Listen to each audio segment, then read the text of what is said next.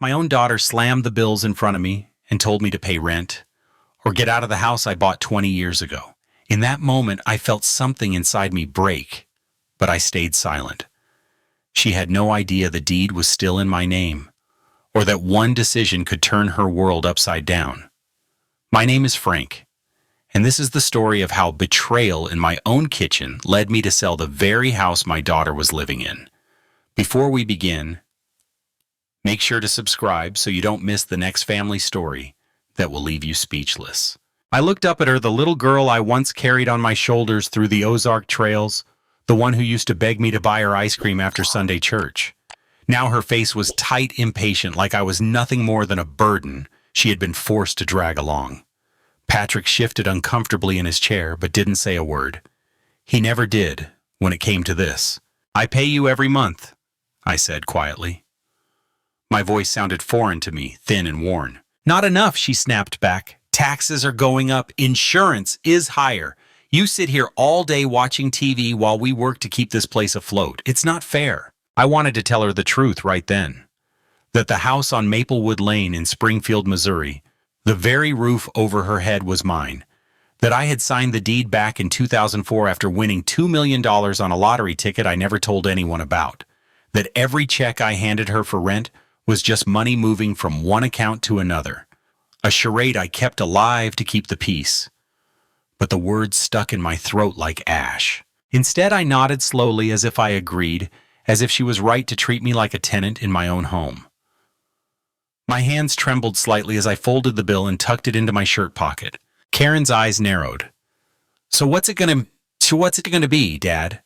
Can you pay, or do I need to start looking for a new place for you? The air in the kitchen felt heavy. Patrick cleared his throat and glanced at the clock, mumbling something about needing to get to the office.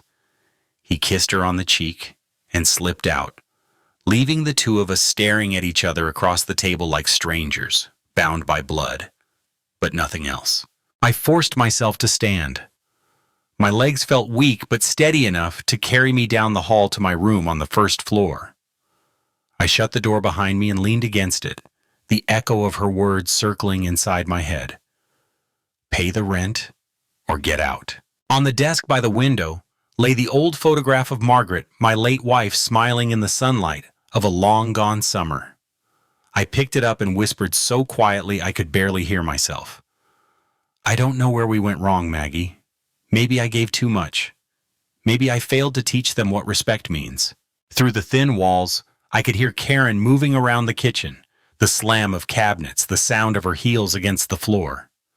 I sat down in the chair by the window and stared out at the quiet street lined with maples, just beginning to turn for fall. A man can take only so much before something inside him breaks. I opened the drawer and pulled out a plain white envelope with a business card tucked inside. Thomas Grant, Ozark Realty Group. His words from last week echoed in my ears. That house could easily go for $720, maybe $760. The market is hot right now. I held the card between my fingers, rubbing the edges like it was a lifeline. My daughter thought she had cornered me, that I was powerless, an old man with nothing but a pension and a shrinking place at the table. But she had no idea the ground she stood on was mine. I slipped the card back into the envelope, closed the drawer, and drew a long breath. I would not answer her ultimatum today, not with words. When the time came, my answer would echo louder than anything she could imagine. The morning passed with a dull weight pressing on my chest, the kind that makes the hours stretch longer than they should. I moved through the house like a shadow, each step heavy with thoughts I could not shake. The smell of coffee still lingered in the air, mixed with the faint scent of bleach from the floors Karen insisted on mopping every Saturday. She kept the house spotless, as if the shine of the counters and the polished wood floors could cover the cracks, spreading through the family that lived inside. Emily came down the stairs with her backpack slung over one shoulder, her long brown hair pulled into a messy ponytail, and her voice soft when she said good morning to me. She was the only one who still greeted me as if I mattered. She poured herself a bowl of cereal and sat across from me at the table, her eyes curious but careful, like she knew something had happened. "Are you all right, Grandpa?" she asked between bites. her voice carrying that mix of concern and caution young people use when they know the truth might be heavier than they can handle. I gave her the same smile I always did, the kind that tried to hide more than it revealed. "I'm fine, Emily. Just a little tired." She tilted her head, studying me for a moment longer, then nodded as if deciding not to press further. She talked about her classes at Missouri State, about the project she was working on with her roommates, about a professor who seemed determined to make her semester miserable. I listened, nodding, offering small words of encouragement. All the while my thoughts were elsewhere, circling around the ultimatum her mother had given me. When she finished her cereal and rose to leave, she kissed me on the cheek. "Don't let Mom stress you out too much," she whispered before hurrying out the door. Her words stung not because they were cruel, but because they revealed how much she saw, how much she understood about the tension in this house. The front door closed and the silence returned, heavy and suffocating. I sat at the table for a long while, staring at the folded bills in my pocket, until I heard Brian's car pull up in the driveway. The sound of his boots on the steps filled me with dread. Brian was not like his sister. He was less sharp, less organized, but just as hungry. The door opened without a knock, and he strode into the kitchen, his broad frame filling the doorway. His wife, Melissa, trailed behind him, quiet as always, her eyes darting nervously from me to the floor. "Dad," Brian said, clapping his hands together like he was about to strike a deal. "We need to talk." I braced myself. His tone was too casual, too forced. He sat down across from me and leaned forward, elbows on the table. "You know things are rough at work. Midwest Freight isn't doing well. The contracts are drying up. I just need a little help to get through the month." He paused, waiting for my reaction. I gave him nothing, just silence and a steady gaze. He frowned, then pressed on. "5,000 should cover it, just until the next shipment comes in." "You've always helped before." Melissa shifted uncomfortably, her hands twisting the strap of her purse. She looked like she wanted to speak to soften his request, but she stayed quiet. "Brian," I said slowly, my voice low and even, "you're a grown man with a family of your own. You need to figure this out without leaning on me every time." His jaw tightened. "I thought family was supposed to help each other. Or do you only care about Emily now?" The jab cut deep, but I didn't let it show. I pushed back my chair and stood. "I've given you more than enough over the years. It's time you learned how to stand on your own 2 feet. Brian's face flushed red. He opened his mouth to argue, but Melissa touched his arm and shook her head. He gritted his teeth, then stood abruptly. "Fine. Don't help me. Don't be surprised when everything falls apart." He stormed out the door, slamming behind him. Melissa lingered a moment, her eyes meeting mine with a mixture of pity and apology, then followed him out. The house trembled with the slam of the door, and I sank back into my chair. My hands trembled as I rubbed my temples. First Karen with her demands, now Brian with his pleas. Both of them circling me like vultures, each trying to take what they could. I rose slowly and walked to my room again. The photograph of Margaret seemed to stare at me from the desk, her smile frozen in time. "I don't know what happened to them, Maggie," I whispered. "I don't know how we raise children who see me as a wallet instead of a father." That afternoon, Karen returned from work, her heels clicking sharply against the tile. As she entered the kitchen, she glanced at me sitting at the table, her expression unreadable. "Brian was here, wasn't he?" she asked flatly. I nodded. She sighed, shaking her head. "He can't keep a job, can't manage money, and then he runs to you, and you probably told him no, which means he'll be calling me next, begging for help. You see why I need you to pay more now? You're not the only one draining this family." Her words were sharp, but there was a sliver of truth buried in them. Still, I refused to be her scapegoat. "I already pay what you ask," I said, "and I keep quiet about everything else. That should be enough." Karen's eyes hardened. "It's not enough. Not anymore.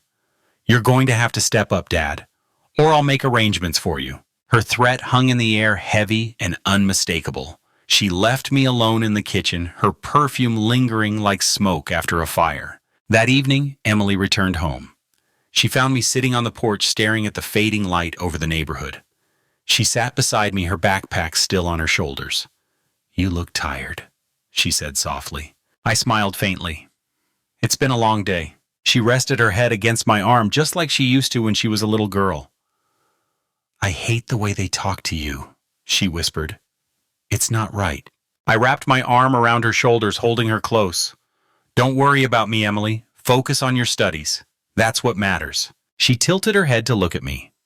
"Promise me you'll take care of yourself." "I promise," I said, though the words tasted bitter on my tongue. The days blurred together after that, each one marked by small confrontations and quiet moments of reflection. Karen's demands grew sharper, Brian's pleas more desperate, and Emily's concern more visible. Through it all, I kept my secret locked tight, the deed to the house, hidden in a folder at the back of my drawer, waiting for the day I would need it. One night after Karen had gone to bed, and the house was quiet, I sat alone in my room with the folder open on my lap. The papers inside were crisp, the ink clear, my name printed boldly at the bottom. Franklin Miller, owner. I traced the letters with my finger, the weight of the truth pressing down on me. I thought about Margaret, about the promise I made to her before she passed. I told her I would take care of the children, that I would make sure they had everything they needed. I had kept that promise maybe too well. I had given them so much that they no longer saw me as a father, only as a resource to be tapped until I ran dry. A knock at the door startled me. I closed the folder quickly and slid it under the bed. Karen's voice came through the wood. "Dad, can we talk?" I hesitated, then told her to come in. She entered, her arms folded across her chest, her expression tense. "I've been looking at apartments," she said without preamble. "If you can't handle the new arrangement, maybe it's best if you find somewhere else to live. There are senior facilities in town that could take you." The words hit me like a blow. She was not just demanding more money now, she was pushing me out completely. I forced myself to stay calm. "I've lived in this house longer than you've had children. I'm not leaving." She stared at me, her jaw set. "We'll see." She turned and left, closing the door softly behind her. I sat there in the darkness, my heart pounding, the folder hidden beneath my bed like a loaded weapon. I knew then that the time was coming when I would have to use it. The following morning, Doug, my neighbor from across the street, waved at me as I stepped outside to collect the newspaper. He walked over, his easy smile a stark contrast to the tension inside my house. "Morning, Frank," he said cheerfully. "You ever think about selling this place? Market's crazy right now.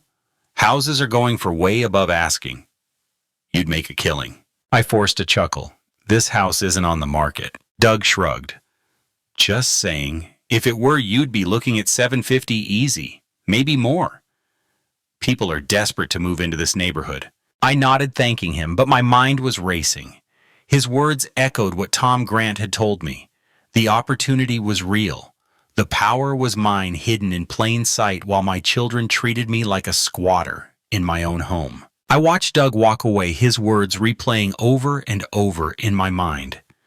For the first time in years, I felt a spark of control flicker inside me. They thought they held the power, but they had no idea the truth was sitting in my drawer, waiting to change everything. That night, as the house settled into silence, I sat by the window and looked out at the streetlights casting long shadows across the lawn. My fingers drummed against the armrest of the chair, the weight of the decision pressing down on me. I knew the storm was coming, and this time I would not be the one caught in the rain. I woke before the sun rose, the weight of the night still heavy on my chest. Sleep had not come easy, and when it did, it was filled with restless dreams of Margaret standing in the doorway, her face full of sorrow, her lips moving, but no words reaching me. I lay in the dim light for a long while, staring at the ceiling, listening to the faint creaks of the old house until the smell of coffee drifted up from the kitchen. When I came down the stairs, Karen was already there, her back to me as she pulled dishes from the cabinet. The clatter was sharp, impatient, like everything she did now. Patrick sat at the table, scrolling on his phone, his face blank, his tie already loosened, though the day had barely begun. He looked up when I entered, gave a half nod, then returned to his screen. Karen set a mug of coffee in front of me without looking at me. "You need to let me know by the end of the week," she said flatly, "if you're going to pay the increase, or if we have to make other arrangements." I wrapped my hands around the mug, the heat burning into my palms, grounding me. "I told you I'd handle it," I said softly. She finally turned her eyes hard. "That doesn't mean anything, Dad. You say a lot of things. What I need is an answer I can trust." I sipped the coffee, bitter and strong, and said nothing more. She shook her head, muttering under her breath, and returned to stacking plates. Emily came bounding down the stairs a few minutes later, her hair tied back, her backpack slung over one shoulder. She greeted me with a smile that was like a patch of sunlight in a room full of shadows. She kissed my cheek and sat beside me, chatting about a test she had at Missouri State, about her friends, about how she might apply for an internship in Kansas City next summer. I nodded, listening, grateful for her voice cutting through the heaviness. Karen interrupted, her tone sharp. "Emily, grab your jacket. You'll be late if you keep talking." Emily rolled her eyes but gave me another smile before hurrying out the door. I watched her go, the warmth of her presence fading with each step. The house fell silent again once Karen left for work and Patrick disappeared into his office upstairs. I sat at the table long after the coffee had gone cold, staring at the bills folded in my pocket. My thoughts circled back to the folder hidden under the bed, the papers that held the truth no one else knew. In the afternoon, Brian showed up unannounced again. His boots clomped heavily against the hardwood, his voice loud before he even reached the kitchen. Melissa trailed behind him, her eyes downcast, her hands clutching her purse strap. "Dad," Brian said, dropping into the chair across from me, "I need you to listen this time. This isn't just about me. If I don't get this money, Melissa and the kids are going to suffer. We'll lose the car, maybe even the house." I looked at him steadily, saying nothing. 5,000, he pressed, his voice rising. "That's all I need? Just until the next load comes through, you know I'll pay you back?" Melissa flinched slightly at the word pay, as if even she didn't believe it. I shook my head slowly. "Brian, I can't do this for you anymore. You've asked too many times. It's never just 5,000. It's never just until next time. It's always something new." His face turned red. His fists clenched. "So that's it. You're just gonna let me drown." "What kind of father does that?" "A father who already gave more than he should have," I said quietly. He slammed his fist on the table, making the coffee cups rattle. "You think you're teaching me a lesson? You think this makes you some kind of hero? You're just a bitter old man who doesn't care about his own son." Melissa tugged at his sleeve, her voice trembling. "Brian, please, let's go." But he shook her off, glaring at me with a fury that seemed to burn straight through me. Then, without another word, he stormed out the door, slamming so hard the walls shook. Melissa lingered a moment, her eyes meeting mine with a silent apology before she followed. I sat there long after they were gone, my heart heavy, but my resolve hardening. Each demand, each insult, each betrayal only sharpened the truth. They would never see me as anything more than a resource to be used until there was nothing left. That evening, Emily found me in the backyard, sitting in the old lawn chair with my head in my hands. She pulled up a chair beside me, her eyes soft with concern. "They don't understand," she said quietly. "They don't see you the way I do." I smiled faintly, though my eyes burned. "You're young, Emily. You see what's good in people. That's a gift. Don't lose it." She shook her head. "It's not just that. I see you. I see how much you've given. You're not a burden. You never were." Her words wrapped around me like a blanket, soothing but painful all the same. I wish she was wrong, that I was more than what they thought, but deep down I knew the truth. To them I was a bill to be paid, an obligation to be managed. When the sun set and the yard fell into shadow, I excused myself and went inside. In my room, I pulled the folder from its hiding place and spread the papers across the desk. The deed with my name on it, the bank statements showing the payments I had made, the lottery stub from 2004, yellowed but still legible, proof of everything. I traced my name with my finger, whispering to Margaret's photograph. "They think I'm powerless. They think I'm nothing, but they have no idea." The next day I called Tom Grant, the realtor. His voice was brisk but warm, carrying the easy confidence of a man who had sold 1,000 homes. Frank, you picked the right time, he said. The market in Springfield is hotter than ever. We can get you top dollar for that place. 740, maybe more. You ready to move forward? I closed my eyes, the weight of the moment pressing down on me. Yes, I said finally. Let's do it. Good, he replied. I'll stop by this week to take some photos. We'll list it fast. You'll have offers before you know it. When I hung up the phone, my hands were trembling, but not from fear. It was relief release, a fire burning through years of quiet humiliation. I sat back in the chair, staring at the papers, knowing the storm was coming. And for the first time in years, I felt ready. That evening, Karen cornered me in the hallway, her eyes sharp.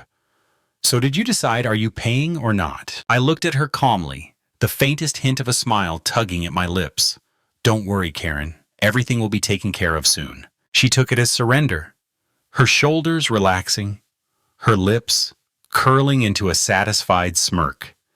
She turned and walked away, never realizing that the ground beneath her feet was already shifting. I returned to my room, closed the door, and stared at the contract waiting to be signed.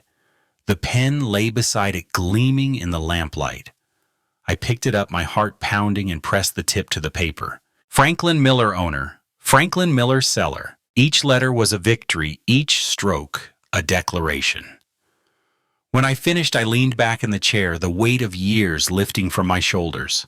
For the first time in a long time, I breathed freely. The storm was coming, and I was the one who had called it forth. The days that followed were filled with a strange kind of silence, the calm before thunder.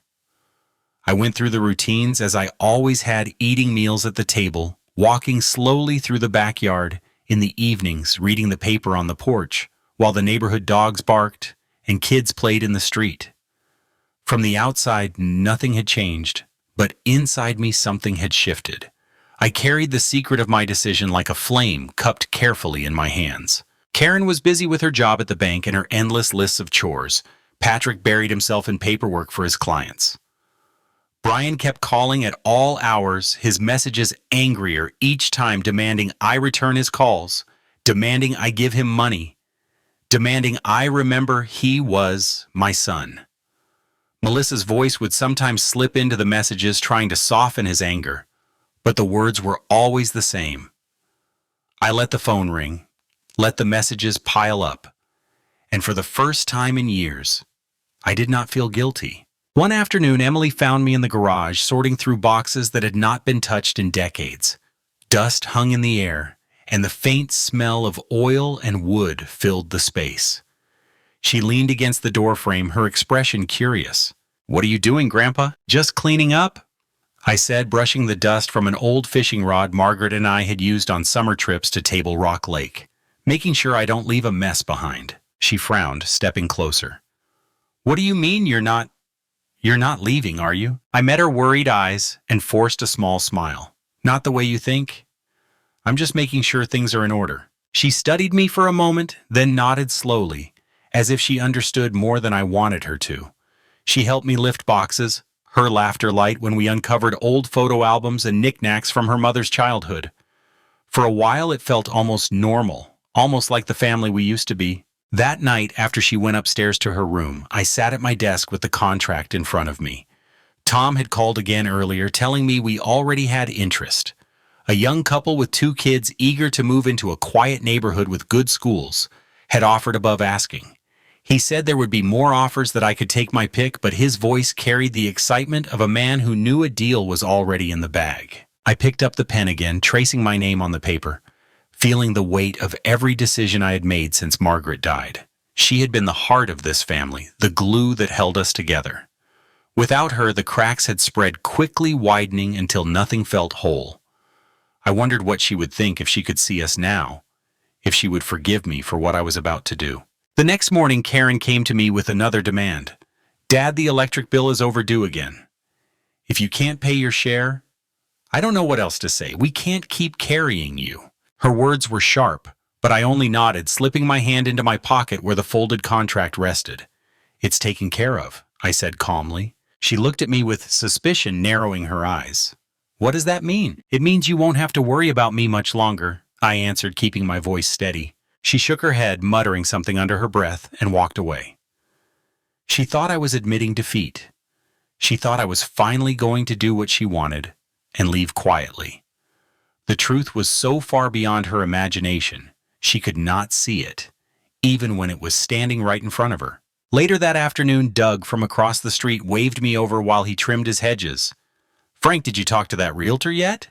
I wasn't kidding when I said you could make a killing. Houses like yours don't stay on the market more than a week." I smiled faintly, careful not to give too much away. "I might have Doug. We'll see how it goes." He grinned, wiping sweat from his forehead. "Well, if you do let me know. I've got friends looking. Wouldn't mind having some good neighbors around here." As I walked back across the street, I felt a strange lightness in my chest. The decision was no longer just an idea. It was in motion, rolling forward like a train on a track no one could stop. That evening, Brian showed up again. He didn't bother knocking, just barged into the kitchen with Melissa trailing behind. His face was red, his voice already raised. "Why haven't you answered my calls? I need that money, Dad. Do you even understand what's happening to me?" I stayed seated at the table, folding the newspaper neatly before setting it aside. "I heard your messages. I chose not to respond." His eyes widened, then narrowed with fury. "Chose not to? You think you can ignore me? I'm your son. You owe me." "I don't owe you anything," I said evenly. The silence that followed was thick, broken only by Melissa's soft gasp.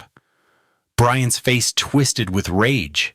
His fists clenched so tight his knuckles turned white. "You ungrateful old man," he spat.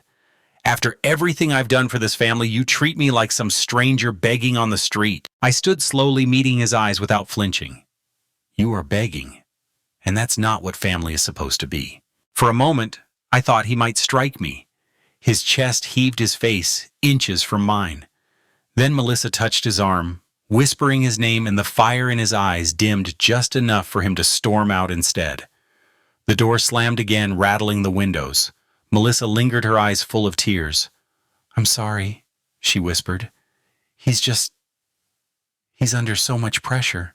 I nodded, but said nothing, and she followed him out. I sat back down, my heart pounding, but beneath the pounding was a steady calm.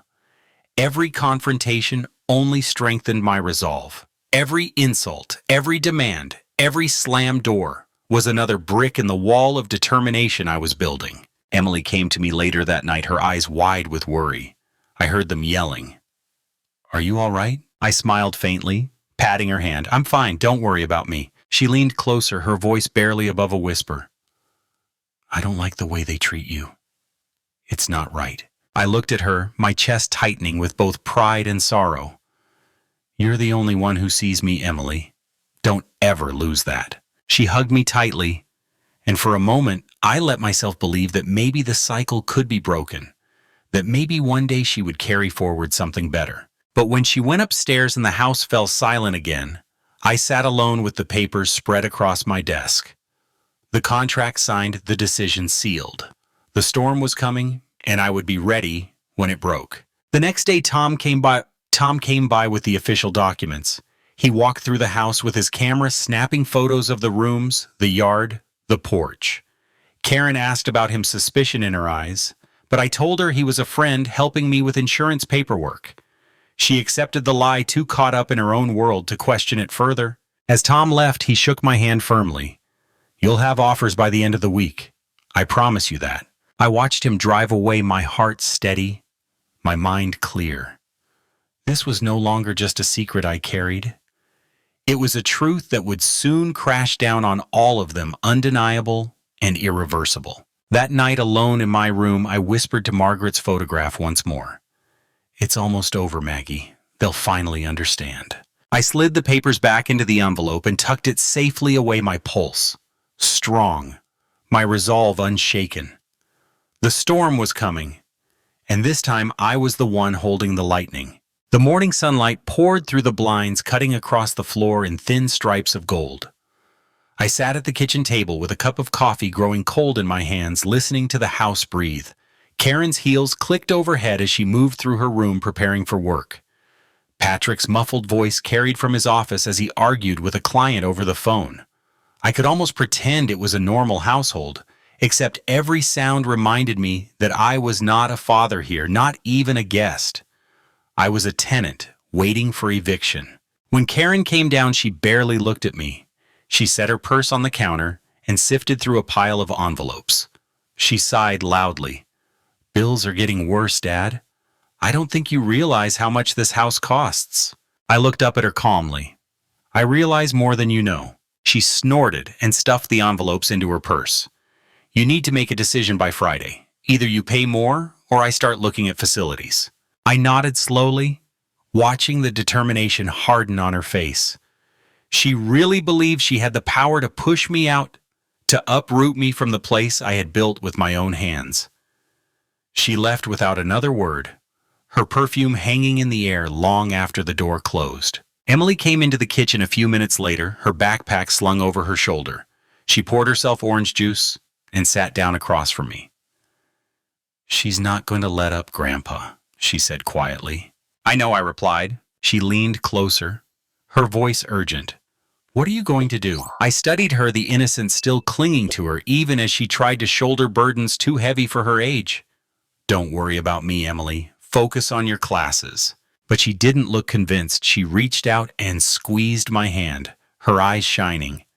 "You don't deserve this." Her words warmed me even as they cut deep. After she left for school, I sat there for a long time, staring at the wall, listening to the silence settle back into the house. That afternoon, Tom called again. "Frank, you've got another offer even higher than the first. This market is wild. I'd take it if I were you." I agreed to meet him the next day. The sound of his voice steadied me. This was happening. The house would be gone soon, and with it the illusion of their control. When Brian showed up later that evening, the anger in his face was sharper than before. He slammed the door behind him and stormed into the kitchen. "Dad, why aren't you answering my calls? You think ignoring me makes you right?" I folded the newspaper and set it down. "I don't owe you answers anymore, Brian." His jaw clenched. "You're my father? You're supposed to help me?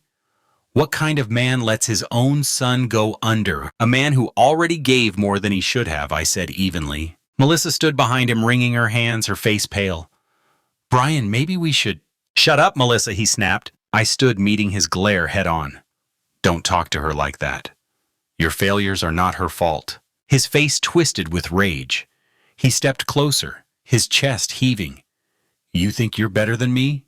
Sitting here with nothing, acting like you're some wise old man? You're pathetic." For a moment the air felt charged, like he might strike me.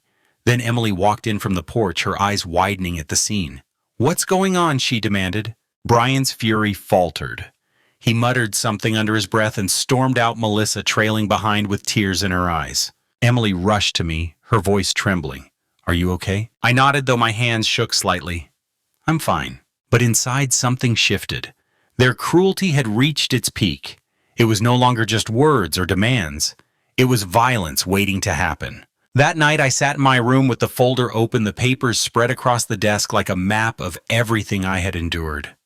The deed, the contract, the proof. I stared at Margaret's photograph, her eyes calm, her smile soft. "It's almost time, Maggie," I whispered. "They'll see the truth soon." The next day Tom arrived with final documents. We sat at the kitchen table while he laid them out neatly. Karen wasn't home. Patrick was upstairs and Emily lingered nearby, watching quietly. Tom tapped the papers with his pen. "Once you sign these, it's official. The buyers are ready. Closing will be quick." I picked up the pen, my hand steady now, and signed my name. Franklin Miller, owner, seller. Each stroke was a release, each letter a declaration. When I was done, Tom shook my hand firmly.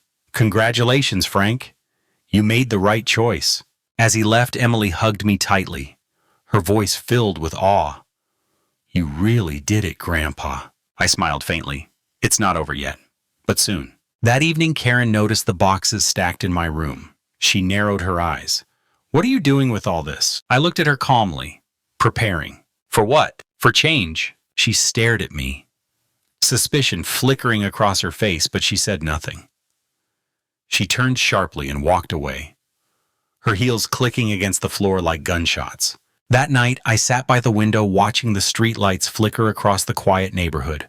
My heart was steady, my mind clear. The storm was coming, and this time I was ready to stand in it.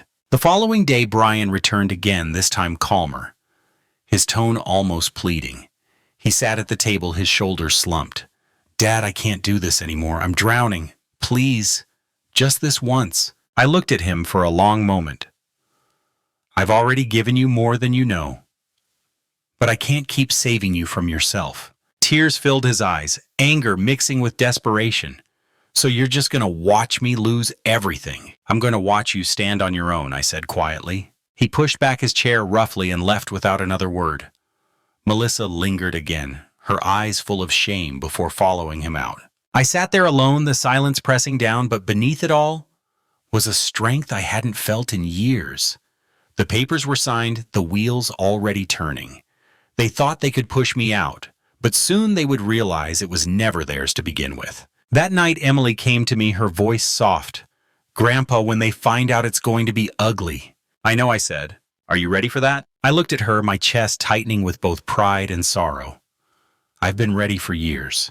She hugged me, her arms tight around me, and I held her close. The storm was gathering, the clouds thickening.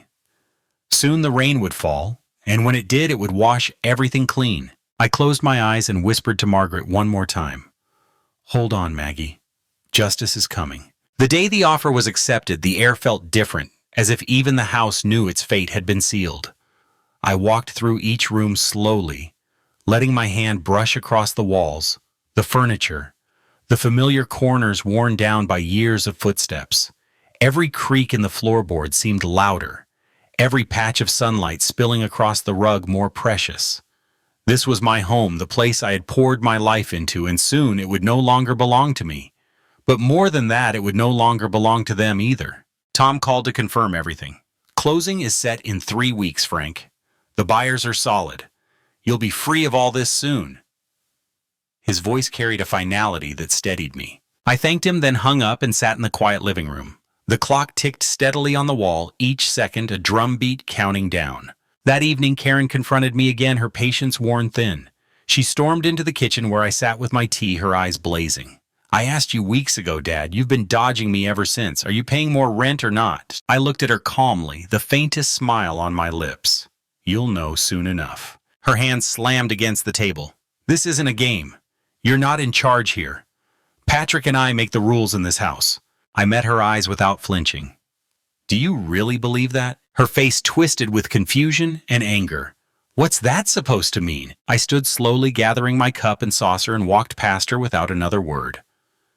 She shouted after me, her voice rising, but I kept going down the hall to my room. Behind the door, I leaned against the wood, my heart pounding, my breath heavy. Soon the truth would break free, and the storm would drown every illusion she clung to. The next morning, Emily slipped into my room as I packed another box. She watched me quietly before asking, "Does she know?" "Not yet," I said, her eyes filled with worry. "When she does, it's going to explode." "I know," I said softly, closing the box and sealing it with tape. "But it has to." Over the next days, Karen's suspicion grew. She noticed the missing books on the shelves, the photos gone from the hallway, the boxes stacked neatly in my closet. She demanded answers, but I gave her none. Each time I told her not to worry, that everything would be taken care of soon. Her anger sharpened, her threats louder, but I stayed calm. Patrick kept his distance, watching quietly but saying nothing. He was always more cautious, less confrontational than Karen, but I could see the questions in his eyes when he passed me in the hallway. Brian's calls became frantic. His voice cracked with desperation in the voicemails. He left, sometimes pleading, sometimes screaming. He showed up twice more, pounding on the door, until Karen shouted at him to leave. I stayed in my room, listening to the chaos, my resolve hardening with every slam of his fists against the wood. One night, Emily sat with me by the window. The cicadas buzzed outside, the warm summer air drifting in. She rested her head against my arm. "I don't want to lose this house," she whispered. I kissed the top of her head. "You're not losing anything. You're gaining the truth." "But where will you go?" "I'll be fine," I told her. "I'll find a place of my own, somewhere peaceful. She was silent for a while, then nodded, though I could feel the sadness in her shoulders. A few days later, Tom called again. "We're moving fast, Frank. Closing may happen even sooner. Get ready." I felt a surge of energy, a fire rising in me. The time was almost here. That evening, Karen cornered me in the living room. Her voice was sharp. Her eyes narrowed. "What's going on? Why are there boxes in your room? Why are strangers calling here and asking for you?" I looked at her calm and steady. "You'll know soon." She threw her hands in the air. "Enough of your riddles, Dad. If you don't give me an answer tonight, I'll start making arrangements myself." I leaned back in the chair, folding my hands in my lap. "Make whatever arrangements you want.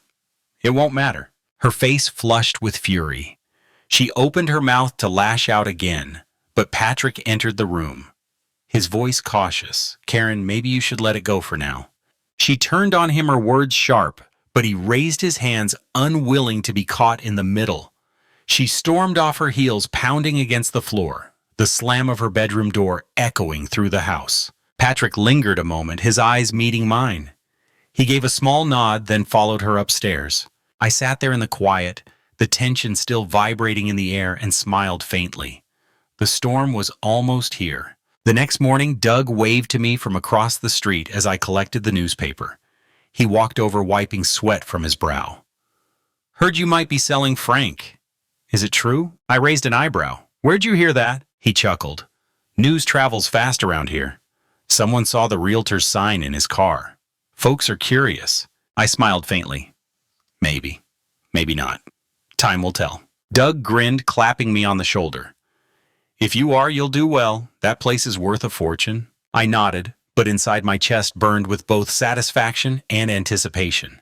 Soon the whispers would be reality. That evening, Emily helped me carry boxes to the garage. She asked me again if I was sure if this was what I wanted. I told her yes, that it was the only way left. She hugged me tightly, tears slipping down her cheeks. "You don't deserve this, Grandpa," she whispered. "No one does," I replied. The night stretched long and heavy. I sat in my room with the papers spread out once more, the contract signed, the closing date set. I traced my name on the deed, whispering to Margaret's photograph. "It's almost time, Maggie. They'll finally understand who I am. Not a tenant, not a burden. Their father, the man who built this house." The storm was gathering. The clouds were black and full, pressing against the horizon, and I could feel the thunder waiting in my chest, ready to shake the earth beneath their feet. The week before closing, the air inside the house grew heavy, like everyone could sense something shifting, even if they could not name it.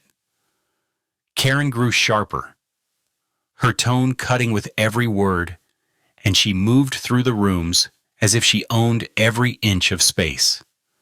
Patrick kept his distance, quiet and cautious, always slipping away when tension rose. Emily stayed close to me whenever she could, her eyes filled with questions she was too kind to ask. One evening I sat at the table after dinner, the clock ticking loudly on the wall. Karen stacked plates roughly in the sink, the water running harder than it needed to. She turned suddenly, her voice raised. "Dad, I need an answer tonight. I can't keep waiting. Are you paying more rent or not?" I looked at her calmly. "It's already taken care of." She frowned. "What does that mean?" "Did you finally agree to my terms?" "It means you won't have to worry about me much longer," I said softly. Her face twisted with frustration. "You can't keep talking in circles.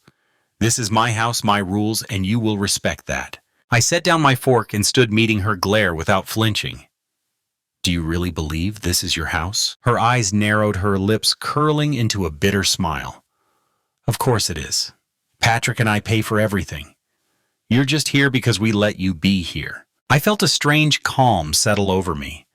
"Then soon you'll find out just how wrong you are." She stared at me, confusion flickering across her face. But I walked past her without another word. My heart was pounding, but not from fear. It was the steady drumbeat of justice approaching. The next morning, Tom called with final confirmation. "Frank, we're set. Closing in 5 days. Funds will be transferred directly. All you need to do now is pack." I thanked him and hung up, the words echoing in my chest. 5 days. That was all that remained between illusion and truth. That afternoon, Brian showed up again, his face pale, his eyes sunken. He looked less like a man and more like a boy who had lost his way. "Dad," he said quietly, "I don't have anywhere else to turn. Please, just help me this one last time." I studied him, the son I had once carried on my shoulders, the boy who used to run across the yard with scraped knees and a wild grin. Now he sat hunched at my table, his voice trembling. "I can't, Brian," I said softly. He slammed his fist on the table, but the sound lacked the fury it once had. "You don't understand. I'll lose everything." "Then maybe it's time you learned what everything really means," I replied. He stared at me, his eyes wet, then stood abruptly and stormed out. Melissa lingered again. Her lips parted as if she wanted to speak, but no words came. She followed him out the door, closing softly behind her. That night, Emily came to me in my room. She sat on the edge of the bed, her voice barely a whisper. "I'm scared, Grandpa. When they find out, they're going to be furious." I placed my hand over hers. "Sometimes the truth has to burn before it heals." She leaned against me, her tears dampening my shirt. "I just don't want to lose you." "You won't," I told her, holding her close. "No matter what happens, you'll never lose me." The days passed quickly after that. I packed quietly in the night, sealing boxes of photographs, books, and memories. Karen grew more suspicious with each passing day, but I kept my answers short, giving her nothing. The storm was almost here, and soon the thunder would shake her world apart. On the morning before closing, Karen confronted me one last time. She stood in the doorway of my room. Her arms crossed, her eyes sharp. "Dad, I know something is going on. You're hiding something from me." I looked up from the box I was sealing. "You'll know tomorrow." Her face flushed with anger. "Stop playing games with me. I'm not a child." "No," I said quietly. "But sometimes you act like one." Her mouth opened in shock, but before she could respond, Emily appeared behind her. "Mom, just leave him alone." Karen turned furious. "Stay out of this, Emily." Emily's eyes blazed. "No. You treat him like he's nothing, and I'm done watching it." The silence that followed was electric. Karen glared at her daughter, then spun on her heel and stormed away. Emily slipped into the room and hugged me tightly, her body shaking. "I don't care what happens tomorrow," she whispered. "I'm with you." I held her close, my chest tightening with both pride and sorrow. That's all I need. That night, I barely slept. I sat by the window, staring at the moonlight spilling across the lawn, listening to the house creak around me. Each sound felt like a farewell. I whispered to Margaret's photograph one more time. "Tomorrow, Maggie. Tomorrow they'll see." The morning of closing day dawned bright and clear. I rose early, dressed in my best shirt, and carried the envelope with the final documents tucked safely inside my jacket. Karen eyed me suspiciously as I poured my coffee.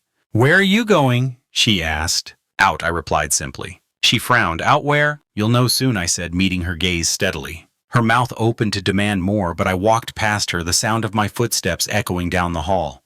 Outside, the air was crisp, the sky wide and endless. I climbed into the cab, waiting at the curb, Tom's car following close behind. At the office, the papers were signed quickly. The funds transferred, the keys handed over. It was done. Just like that, the house on Maplewood Lane no longer belonged to me, and it no longer belonged to them. When I returned that afternoon, Karen was waiting in the driveway. Her arms crossed her face, a storm. "Where have you been?" I looked at her calmly, the envelope still in my hand. "Taking care of business." Her eyes narrowed. "What business?" I handed her the envelope. She snatched it from my hand, tearing it open. As her eyes scanned the papers, the color drained from her face. Patrick came out behind her, his brow furrowed as he took the papers from her trembling hands. Emily stood nearby, her eyes wide but steady, already knowing what the papers contained. The silence stretched heavy and unbearable until Karen finally spoke, her voice a whisper of disbelief. "You sold the house." "Yes," I said evenly, "because it was mine to sell." Her eyes shot up to mine, wide with shock. "Yours?" I nodded. "I bought it 20 years ago. Every bill you thought you covered, every payment you thought you made was already mine. You treated me like a tenant in my own home, but now you'll learn what it feels like to lose control." Her mouth opened, but no sound came. Patrick's face turned pale as he realized the truth. Emily stepped closer to me, slipping her hand into mine, her grip strong and steady. Karen finally found her voice, a broken cry tearing from her throat.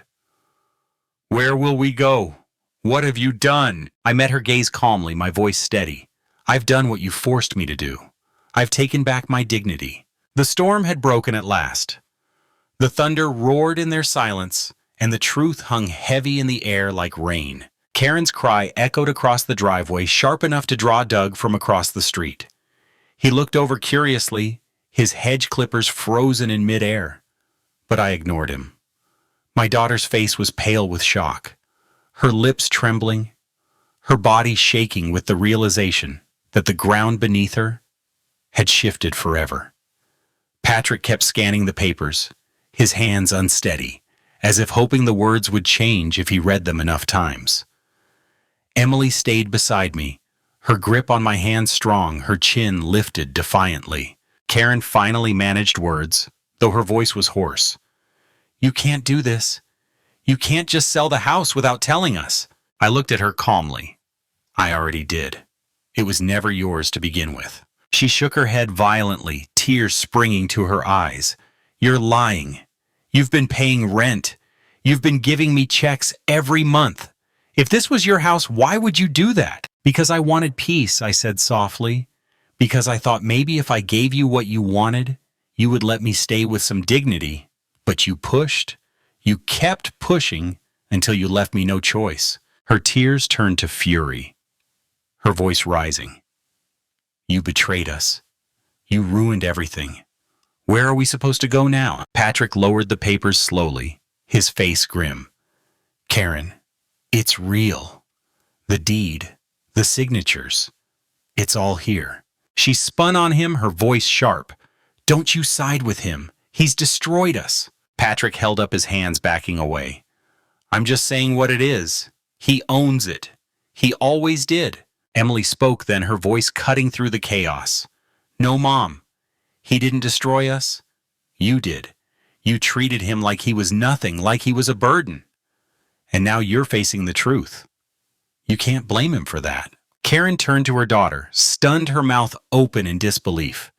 "You're defending him after what he's done." Emily's eyes filled with tears, but her voice was steady. "I'm defending what's right. You never saw him for who he is, but I did. And now everyone does." The silence that followed was heavy, broken only by the distant sound of Doug's hedge clippers resuming their steady snip. Karen covered her face with her hands, sobbing, while Patrick walked slowly back into the house. Emily squeezed my hand, her eyes fixed on her mother. That evening, the house was filled with a suffocating quiet. Karen locked herself in her room, and Patrick paced the living room, muttering about what they would do next. Emily stayed close to me, sitting at the kitchen table with her books spread out, but I knew she was not really studying. She was standing guard, ready to shield me from their anger. Brian showed up just after dark, his car screeching into the driveway. He burst through the door without knocking, his face wild, his voice already shouting. "What the hell is going on? I just heard from Karen." "You sold the house?" I sat calmly at the table, my hands folded. "Yes." His face turned crimson, his body shaking with rage. "How could you do this? You're insane. You've ruined us all." "I saved myself," I said evenly. He slammed his fist on the table so hard the wood groaned. "You think this is some kind of victory? You think this makes you a man? You're nothing but a selfish old fool who just burned his own family to the ground." Emily shot to her feet, her voice fierce. "Don't you talk to him like that." Brian turned on her, his fury spilling over. "Stay out of this, Emily. You don't understand what he's done." She stepped in front of me, her hands clenched into fists. "I understand perfectly. He finally stood up for himself after years of being treated like trash. You should be ashamed of yourself." The room crackled with tension. For a moment, I thought Brian might lash out, but Melissa appeared in the doorway, her face pale, her eyes red. She tugged at his arm, her voice trembling. "Brian, stop. Just stop." He shook her off but backed away, his chest heaving. He glared at me, his eyes full of venom. "You'll regret this," he spat, before storming out the door, rattling in its frame. Melissa lingered, her eyes meeting mine. There was no hatred there, only sorrow. She nodded slightly, then followed him out. The silence returned thick and heavy. Emily sat back down beside me, her shoulders tense, her eyes glistening with unshed tears. "They'll never forgive you," she whispered. I placed my hand gently on hers. "I don't need their forgiveness. I just need my dignity." That night, I could not sleep. I sat by the window watching the moonlight stretch across the lawn, listening to the distant hum of traffic on the highway. Every creak of the house felt like a farewell. My mind replayed Karen's cries, Brian's fury, Emily's defiance.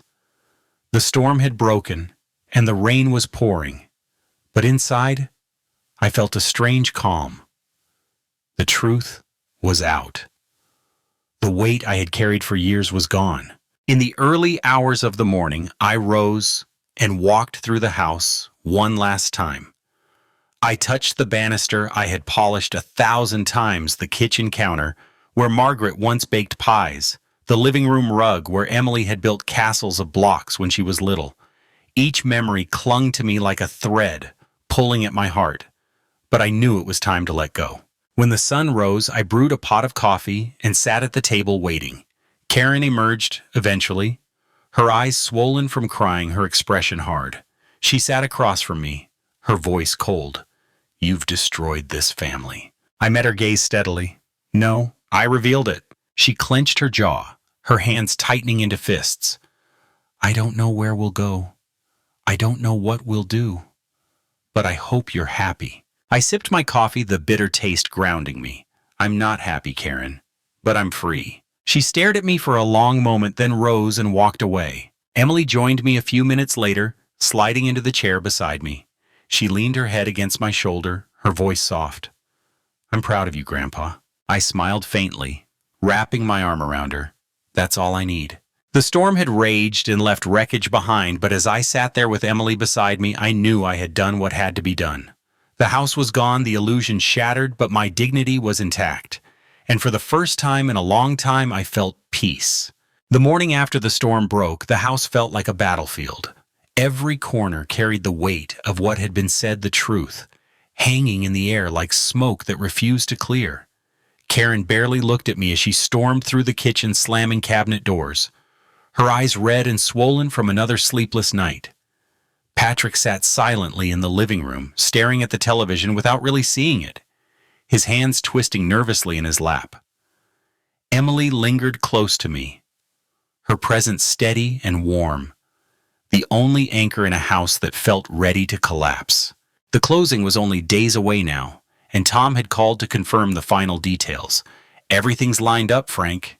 You just show up, and it's done. The buyers are ready, the money's ready, the papers are ready. There's no turning back now. No turning back." The words settled into me with both weight and relief. I had spent years shrinking, letting myself be diminished in my own home, and now I was standing taller than I had in decades. But I knew the hardest part was still ahead. That evening, as the sun dipped behind the maples lining the street, Brian returned. His truck roared into the driveway, gravel spitting under the tires, and he leapt out before it had fully stopped. Melissa followed more slowly, her face drawn, her eyes already brimming with tears. Brian burst through the front door, his voice booming. "You think you're clever, old man? You think selling this house makes you powerful?" He pointed a shaking finger at me where I sat at the kitchen table. "All you've done is destroy your own blood." I stayed calm, sipping my coffee, my hand steady. I reclaimed what was mine. His face turned crimson. "You're nothing without us. You need us. You always did." Emily stepped between us, her small frame trembling but her voice fierce. "No, Uncle Brian. He doesn't need you. He never did." "You needed him." Brian's eyes snapped to her, his rage spilling over. "Stay out of this, Emily. You don't understand." She didn't back down. "I understand perfectly. You used him. You all did. And now you're angry because he finally stopped letting you." The silence that followed was electric. Melissa stood in the doorway, her lips trembling, as if she wanted to speak, but couldn't find the words. Patrick lingered near the hall, his face pale, his eyes darting nervously between us. Karen appeared at the top of the stairs, Her arms crossed her face, a mask of fury. Brian stepped closer, his chest heaving, his voice a low growl. "You think this is over, Dad? You think selling this house solves everything? You've only made enemies out of your own family." I rose slowly, my chair scraping across the floor. For a moment, the years seemed to fall away, my back straight, my eyes steady. "If telling the truth makes me your enemy, then so be it." His fist clenched, his body trembling with rage, but Melissa grabbed his arm desperately. "Please, Brian, don't." He shook her off, his voice breaking. "We'll be out on the street because of him. Do you get that? We'll have nothing." Karen's voice rang out from the stairs, sharp and bitter. "Good. Maybe now he'll see what it feels like to be abandoned." Emily gasped. "Mom, stop." But Karen's words only fueled the fire in Brian's eyes. He lunged forward, but I didn't flinch. Emily's scream split the air, and Melissa threw herself between us, her hands pressing against his chest. "Stop it, please." The room crackled with tension, every breath heavy, every movement sharp. Finally, Brian staggered back, his chest heaving, his eyes wild. He spat on the floor, his voice shaking with rage. "You'll regret this.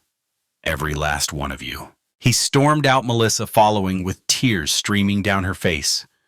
The door slammed, rattling the windows, leaving the house trembling in silence.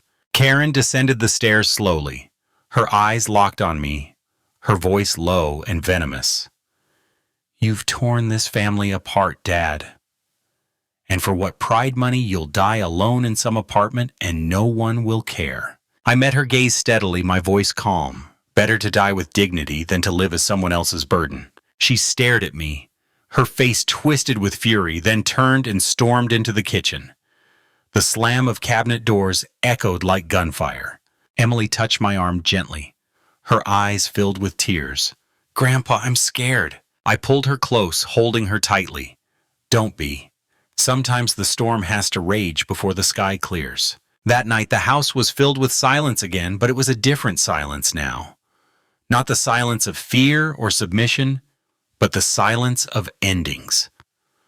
The truth had been spoken, the lines drawn, and there was no going back. As I lay in bed staring at the ceiling, I whispered to Margaret's photograph one more time.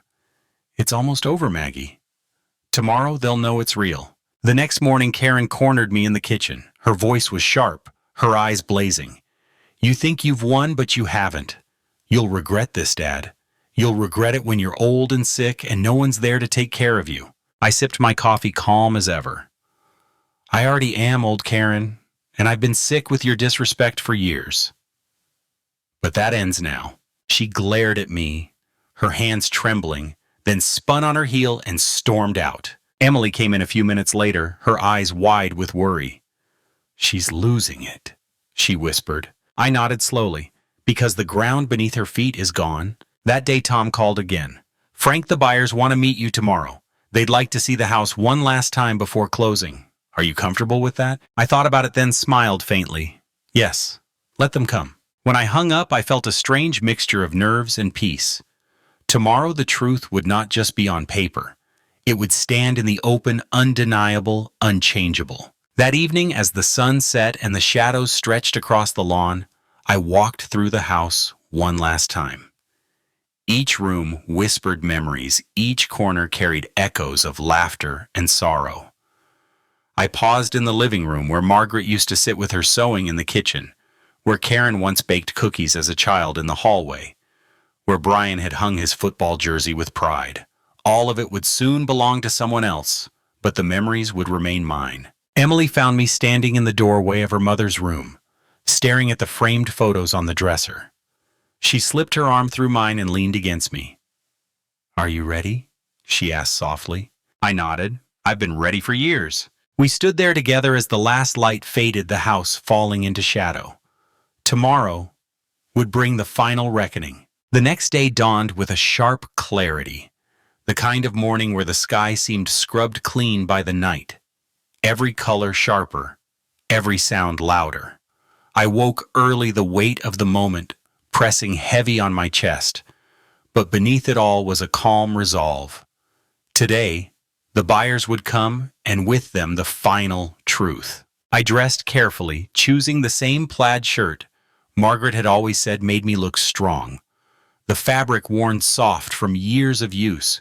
I stood in front of the mirror, staring at the lines etched deep into my face, and I whispered softly, "This is for you, Maggie." Downstairs, the house was restless. Karen clattered dishes in the sink, the noise loud and angry. Patrick sat silently in the living room, his eyes fixed on the television, but not watching. Emily hovered near me, her backpack slung loosely on her shoulder, as if she couldn't decide whether to go to class or stay. Around 10, the doorbell rang. The sound was sharp, cutting through the silence. Karen glanced toward it with irritation, wiping her hands on a dish towel. I moved past her calmly and opened the door. Tom stood there professional as always, his briefcase in hand, and beside him a young couple with 2 children. The boy clutched a toy truck, the girl a doll with tangled hair.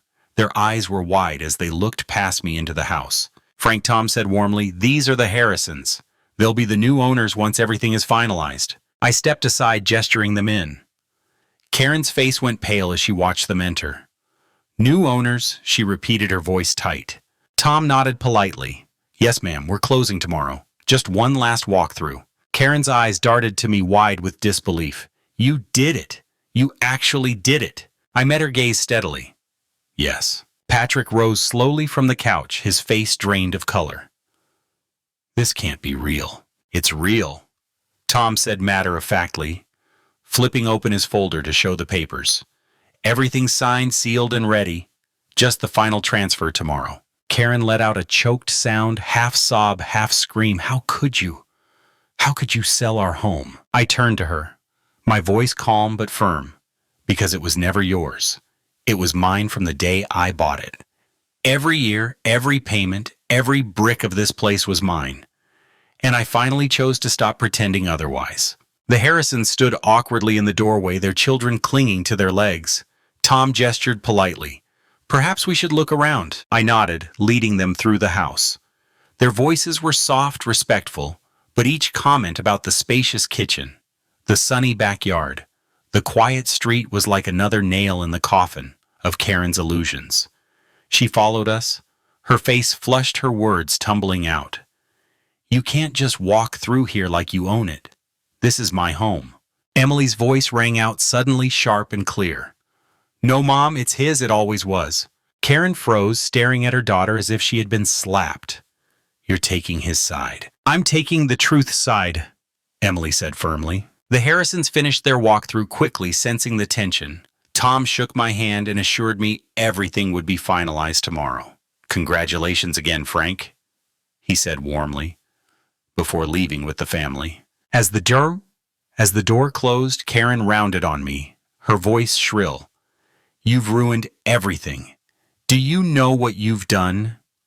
We have nowhere to go. You had years to build something of your own," I said softly. "Instead, you built it on me. And now that foundation is gone." Her face twisted with rage. She lunged forward, her hands trembling. "You betrayed me, Dad. You betrayed your own daughter." I stood firm, my voice steady. "No, Karen. I betrayed myself when I let you treat me like a stranger in my own home. Today I took that back." She stumbled back as if struck, tears streaming down her cheeks. Patrick moved to steady her, his own face pale and shaken. Emily slipped her arm through mine, her voice trembling but proud. "You don't owe them anything, Grandpa." "Not anymore." The house felt different after they left, as if the air itself had shifted. The walls seemed lighter, the weight lifted. Tomorrow, the keys would be handed over, the papers signed, and the chapter closed. That night the silence was thick. Karen stayed in her room, her sobs muffled through the walls. Patrick paced the hallway, his footsteps heavy. Emily sat with me by the window, her head resting against my shoulder. The quiet between us filled with unspoken words. "Are you scared?" she asked softly. I thought about it for a moment, then shook my head. "No, I'm free." She nodded, her eyes glistening. "I'm glad." When she went to bed, I stayed by the window, watching the moonlight spill across the lawn, listening to the night sounds. I thought of Margaret again, her laughter, her warmth, her steady hand guiding me through the years. "It's almost done, Maggie," I whispered, Tomorrow we walk away with our dignity. The morning of closing day arrived bright and sharp. I rose early, dressed again in my best shirt, and tucked the final envelope into my jacket. Tom was waiting outside with his car ready to take me to the office. Karen confronted me one last time in the kitchen. Her eyes were hollow, her face drawn. "If you do this, I'll never forgive you," she said quietly. I looked at her steadily. Forgiveness was never what I needed. Respect was. And you never gave it. She turned away, her shoulders shaking, and I walked past her without another word. Emily met me at the door, her eyes wide, her lips trembling. "I'll come with you," she said. I smiled faintly, brushing a hand against her cheek. "Stay here.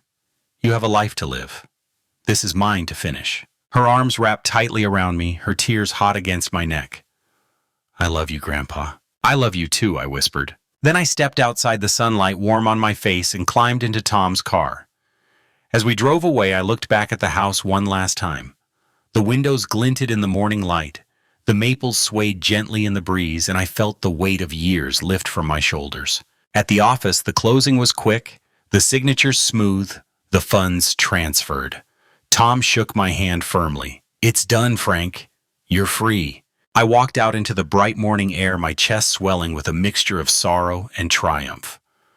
I had lost a house, but I had reclaimed myself, and that was worth more than any brick or beam. When I stepped out of Tom's car that afternoon, the weight in my chest felt different.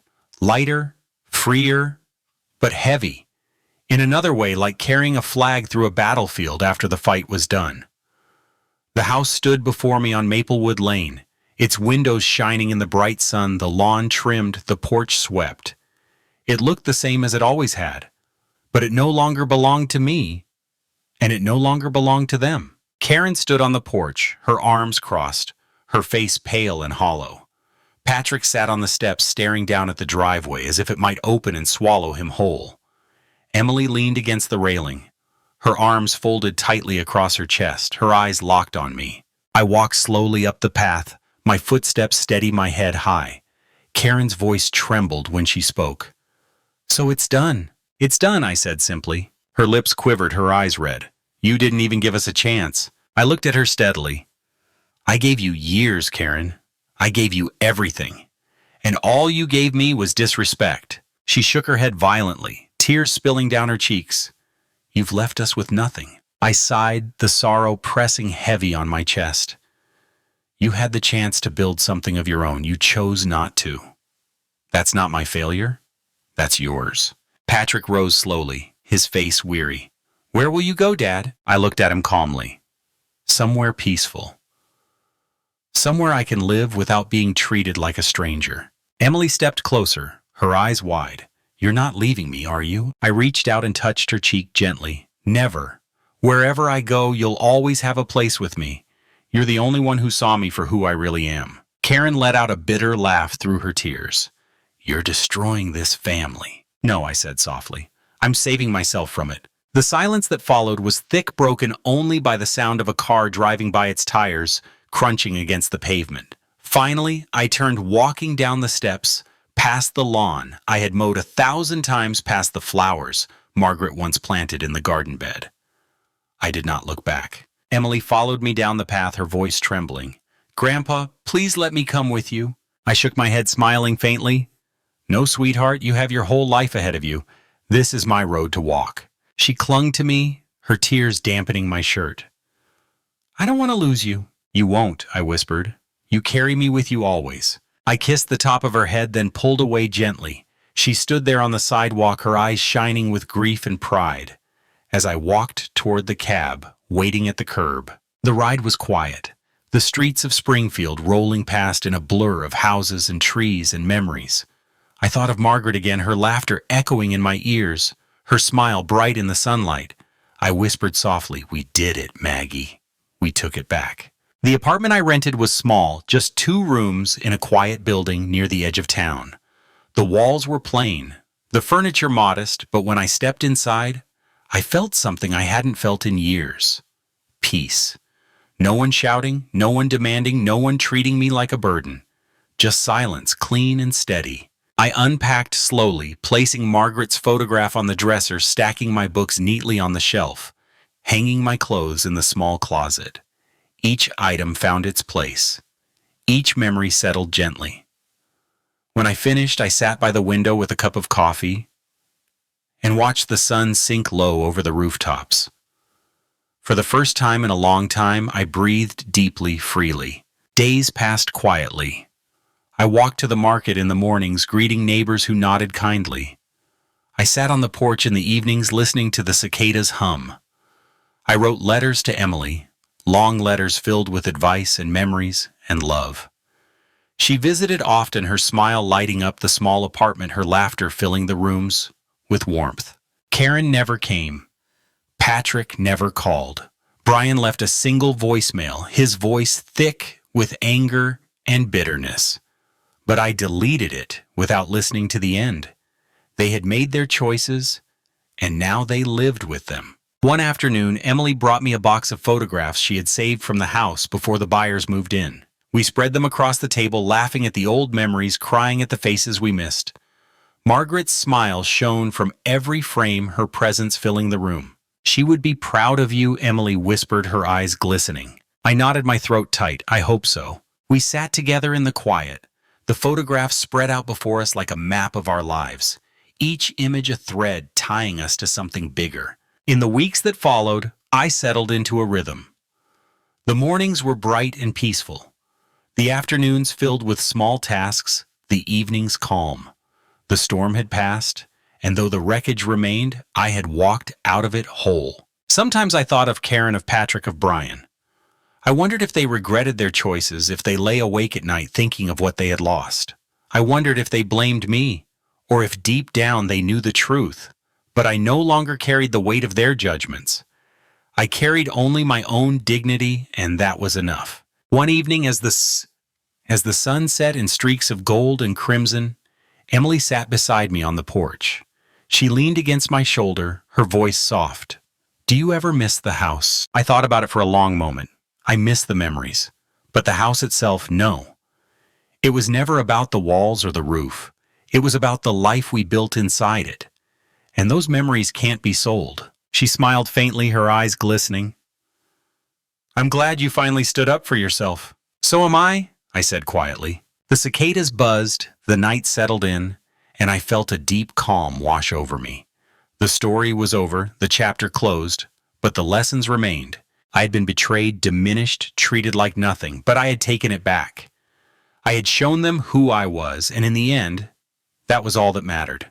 As I looked out at the fading light, I whispered one last time to Margaret, "We're free, Maggie. We're finally free." Thank you for watching, and subscribe now so you don't miss the next videos about family revenge, family betrayal, and family drama that will inspire and move you.